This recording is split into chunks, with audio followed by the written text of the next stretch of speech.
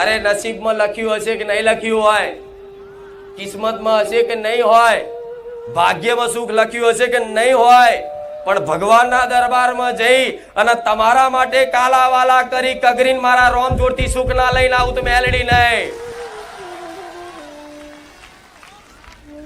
કહેવાય છે સુખ દુઃખ તો જન્મથી જ વિધાતાના લેખમાં લખાઈ જાય છે. જન્મથી જ માણસ મનુષ્યનો જ્યારે જન્મ થાય ને ત્યારે જ એને સુખ દુઃખ લખાયેલું જ આવે. દરેક જાણો છો ને, કોઈ રાતોરાત કરોડપતિ થઈ જાય તો શું કે એનું કિસ્મત જબરું છે,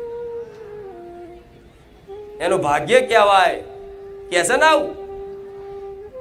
તો કદાચ એવા ભાગ્યમાં કોઈ કારણોસર કદાચ તમારું સુખ નહીં લખેલું હોય ને, તો વિશ્વાસ રાખજો, તમારી ભક્તિમાં તમારા વિશ્વાસમાં એ સામર્થ્ય છે કે ભલ ભલા વિધિના લેખે ભૂસી નાખવાની તાકાત ધરાવે છે દેવ. જો ભાગ્યના ભરોસે હેડો ને તો આ જીવન નહીં જાય. કિસ્મતના ભરોસે હેડશો ને તો આ જીવન બહુ લાંબુ આગળ જતા નહીં હેડે. નિરાશ થઈ જશો, દુખી થઈ જશો, છેલ્લે મરવાના વિચાર આવી જશે કે માં હવે તો બધું જ કરી થાક્યા છે, છતાંય માં અમે કોઈ વાતે સફળ નહીં થયા.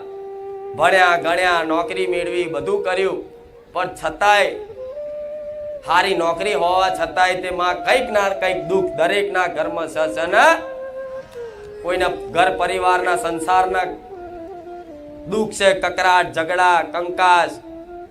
કોઈને પૈસાથી દુઃખી છે, કોઈ બીમારીથી દુઃખી છે, કોઈને સંતાન નહીં, કોઈને રહેવા ઘર નહીં, કોઈને નોકરી ધંધો નહીં. કંઈક ની કંઈક વાતે અલગ અલગ માણસોનું અલગ અલગ દુઃખ કોઈને વ્યક્તિગત છે જે કોઈ નહીં કહી શકતો. એવા કઈક ભાવિક ભક્તો છે બેઠા છે, મને ખબર છે. જે દુઃખ તમે કોઈ ના કહી શકતા હોય ને, તમે કોઈને વાત ના કરી શકતા, અંદર અંદર મૂંઝાતા હોય કે હું શું કરું માં, હું ફસાયો છું, હું ફસાઈ છું, આમ તેમ, તો તમારે એવી ચિંતા નહીં કરવી. કોઈ હોંભરતું નહીં, હું રોમવારી મેલડી બેઠી છું. પણ દીકરાઓ, જો કદાચ એવા દુઃખમાંથી બહાર નીકળવું હોય, એવા અંધકારમાંથી બહાર નીકળવું હોય, તો મને જીવન હોપવું પડશે, મારું બની જવું પડશે. મારાથી થતા હોય ને એટલા દુઃખ તો કદાચ મારી મોનતામથી કામ પૂરા કરી આલીશ. અને કદાચ 2 4 5 6 7 કામ કદાચ મોનતાથી કરી આલું, અને આગળ કદાચ કોઈ કારણોસર તમારું કામ હું નહીં કરી શકું ને, તો તમારી માતાને કરાવડાવીશ, પણ તમને કોઈ નિરાશ નહીં થવા દઉં.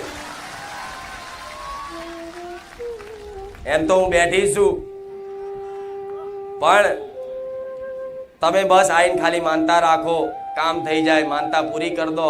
ફરી રવિવાર આવો, માનતા રાખો, કામ થઈ જાય, માનતા પૂરી કરી દો. તમારું તો કામ થાય, પાછું બાજુવાળાની રાખો, એનું કામ થઈ જાય, મામાની રાખો, માસીની રાખો, ફલાણી રાખો, બધાની જેની જેની માનતાઓ રાખવી એ રાખો. તમારા બોલ ઉપર બીજાના કામ કરી આલું છું.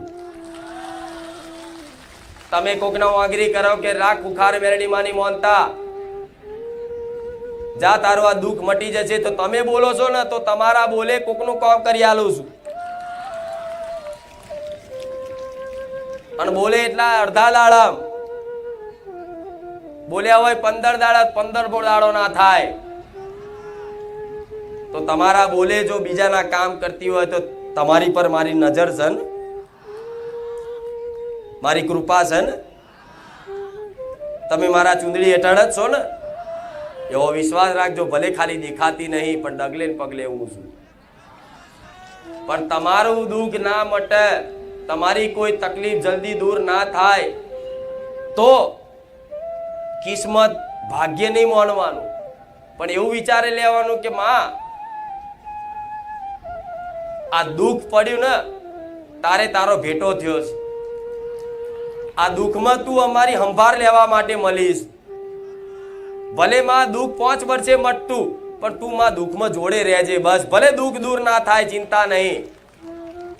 દુઃખ દૂર નહીં થાય, ચિંતા નહીં માં. ધીરે ધીરે તારી રીતે કરજે તું તાર. કેમ કે તમારા દુઃખ દૂર કરવા માટે મારે શું કરવું પડે તમને ચો ખબર છે. મારા જેટલા તમારા કર્મો ચેક કરવા પડે, તમારા બાપ દાદાના કર્મો ચેક કરવા પડે, તમારી જેટલી ભક્તિ ચેક કરવી પડે, તમારી અંદર જેટલું પુણ્યદાન પડ્યું છે એ જોવું પડે. પણ જો તમે પુણ્યદાન ઓછા કર્યા હોય, પાપ વધારે કર્યા હોય, તમે મારી માનતા રાખો અને હું તમારા કામ કરવા જાઉં તો મારા ભગવાનનો વિધાન મને રોકે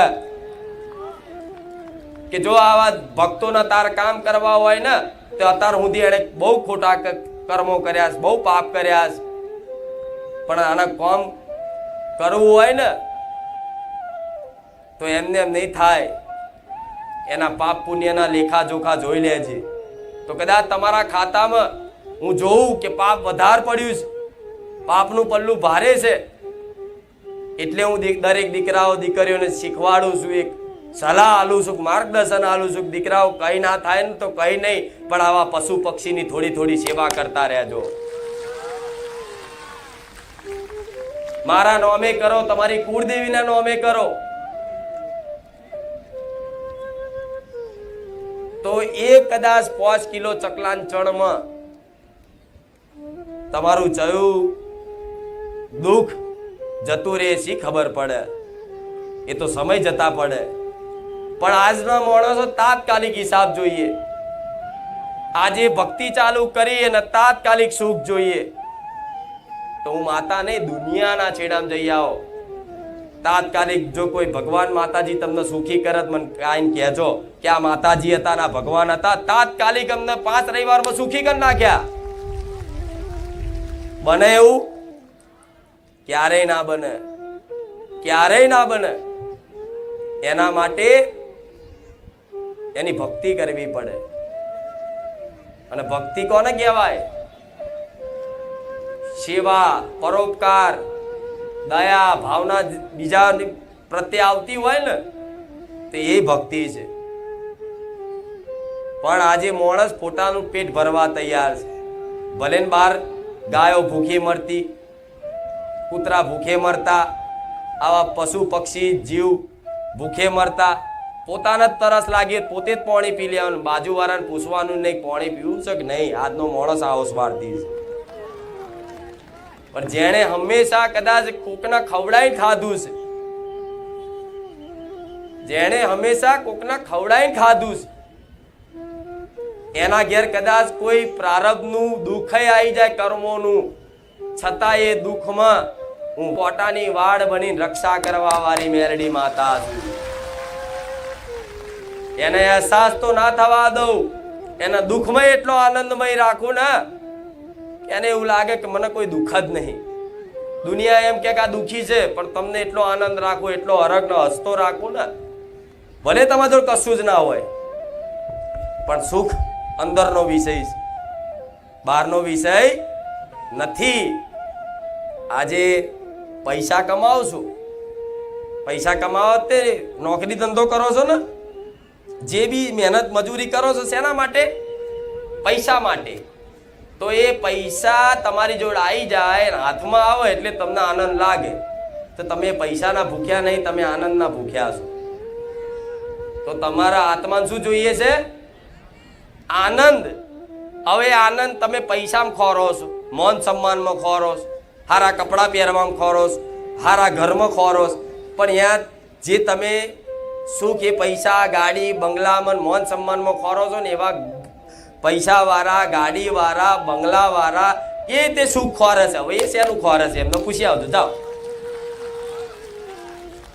મૂળા ધોખો જ છે સુખનો. કોઈ સુખ સાચું મળતું? બધા એકબીજાને બતાવો છો કે હું સુખી છું, કોઈ સુખી નથી આ સંસારમાં.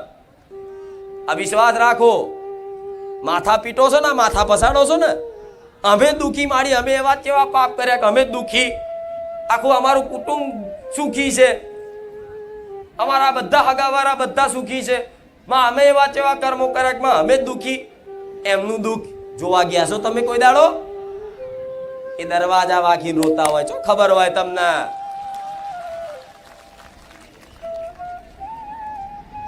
માતાજી હું બહુ માનું છું તમને, હું મારી ચામુંડાને બહુ માનું છું, મારી મહાકાળીને બહુ માનું છું, મારી મેલડીને બહુ માનું છું માં, પણ જે નહીં માનતા એ બધામાં સુખી અને હું માનું એ દુખી. આવું ચમ આવું થાય છે કોકને. તો એ સુખના ખાલી નાટક છે. કોઈ દાડે જે વ્યક્તિનું તમે નામ દો છો, જે વ્યક્તિનું ઉદાહરણ આલો છો, એ વ્યક્તિ જોડે ક્યારે બેઠા છો તમે? સુખ દુઃખની કોઈ દાડે વાત કરી છે? એ તમને મળે તો કેમનું છે કે મજામાં આનંદમાં? એવું જ કહે છે ને, સુખી છું ભલે દુઃખી હોય, પણ એ દુઃખ કોને કે? એનો જે ખાસ માણસ હોય, એનો મિત્ર હોય, એની બેનપણી એને કે, એનો ભાઈબંધ ને એનો મિત્ર જોણતો કે એની બેનપણી જોતી હોય કે આ કેટલો દુઃખી છે ને આ કેટલી દુઃખી છે. બીજા કોઈ ખબર હોય નહીં. તો તમારે એવું નહીં માની લેવું કે અમે દુઃખી છીએ અને આખો સંસાર સુખી. ના, ઘેર ઘેર દુઃખ છે, પેઢીએ પેઢીએ દુઃખ છે.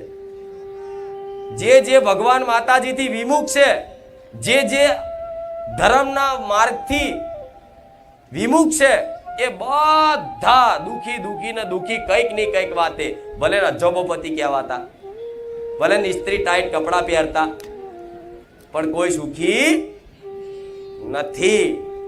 હવે એ સુખની વાત કરું. તમે જે ઉદાહરણ આલો, ગાડી, રૂપિયા, બંગલા, જમીનો, માન સન્માન, તો એ છે ને, તમે એવું કહેતા હોય ને કે અમે ભક્તિ કરીએ છીએ માં, અમે દુઃખી, અમે તો સાયકલ લઈને ફરીએ. પેલો નહીં કોઈ માનતો, નાસ્તિક છે, કોઈ માતાજી ભગવાનને નહીં માનતો, દારૂ પીવે છે, માંસ મટન ખાય છે, તો એ ગાડી લઈને ફરે. ચમ આવું? એનું કારણ કહું, સમજણ પડે એના માટે. એટલે આ દેવી શક્તિ જોડે આ જે રિહામણા કરવાના થાય છે ને, એ બધા મેલ દો. અમુક વાર રિહાઈ જાય દુઃખ ના મટે એટલે જવા દો ને. માતા જ નહીં વાપરતી. એટલે માતા વાપરે છે, પણ ત્યાં છે ને માતાનું વાપર્યું છે તે સુખી દેખાય છે. તે સુખનું કારણ શું? એ માંસ મટન ખાતો હોય, દારૂ પીતો હોય, અભિમાન કરીને રાવણ જેવો ફરતો હોય, છતાંય કે ગાડી લઈને ફરે છે, બંગલામાં ફરે છે, એની જોડે પૈસા છે, બધું જ છે. તેનું કારણ શું છે?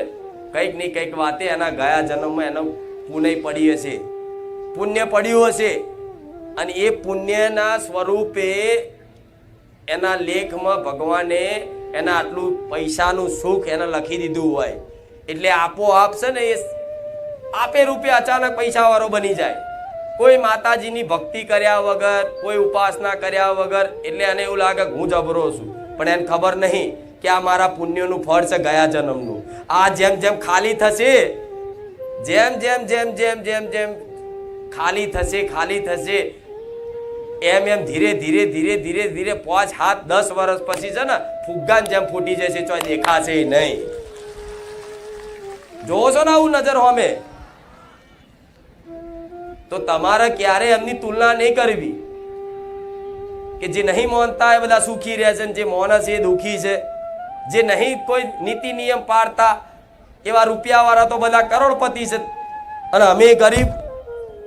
તો માતાજીના દરબારમાં કોઈ અમીર ગરીબ હોતું નથી. પણ એ જે તમે અમીરની વાત કરો છો, એ અમીરને ઘેર એને એટલે જન્મ થયો છે કે એના કંઈક ની કંઈક વાતે ગયા જન્મના એના હારા પુણ્યો પડ્યા હશે. બેલેન્સ, એ બેલેન્સ વાપરવાનું ભગવાને વાપરી લે. જેવું એ બેલેન્સ પત્યું, એવો દુઃખના પહાડ તૂટી પડે. હવે આખી જિંદગી તેને ભગવાનનું નામ, માતાજીનું નામ તો લીધું ના હોય, એટલે એનો શું થાય? વિનાશ થઈ જાય. શું થાય? પૂરેપૂરો વિનાશ થઈ જાય. નહીં જોતા બધી મોટી મોટી ઘટનાઓ બને છે, ગાડીમાં જતા હોય ને એક્સિડન્ટ થઈને પાપડ થઈ જાય ને આ થઈ જાય ને તે થઈ જાય. બધું શું છે કારણ? પાપ. તમે અભિમાન કરીને ફરો, કોઈ ભગવાન માતાજી નથી, આમ નથી, તેમ નથી. ભગવાનના ગારો બોલો, માતાજીને ગારો બોલો, મેણા મારો. કોઈ ભક્ત હોય એનો ઉપહાસ કરો, એની મજાક ઉડાડો, એને દુઃખી થવાનું કદાચ કારણ બનો. તો તમે એવું માનતા હોય કે કોઈ નહીં જોતું? ના, એના જીતે માતાજી ભગવાન હોય, જોતા હોય. પણ માતાજીને ખબર હોય કે એનું થોડું બેલેન્સ છે, બેલેન્સ પતવા દો, એટલે મારે મારવાની જરૂર નહીં. આપે રૂપે ઉડી જશે, કાળ ખાઈ જશે એને.